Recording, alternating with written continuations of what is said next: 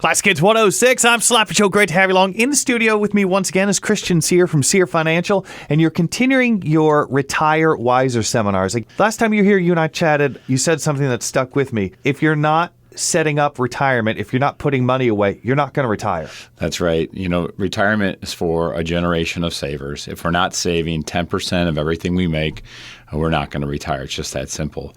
That's the key. That's, I'd say, the key ingredient number one. Number one, really, that's is it. just doing it.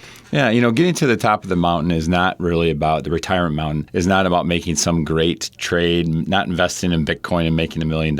It's about really being diligent and saving. Once you get to the top of that mountain, that retirement mountain, that's where the real fun starts. That's where the difficulty kicks in. That's where you have to start playing. But getting to the top of that mountain, the secret is saving. Okay, you've gotten the saving out of the way, but you say you're still not out of the woods yet. No, that's where the hard part kicks in, because for a retiree, they're actually entering the most difficult part of their financial life. You're not just talking about saving. Now you're talking about Medicare, Part A, B, D, making your money last. You're talking about your insurance. You're talking about Social Security. You're talking about budgeting, pensions, all these things that you didn't have to worry about while you were working. Now, all of a sudden, this is the hard part. This is where the difficulty kicks in.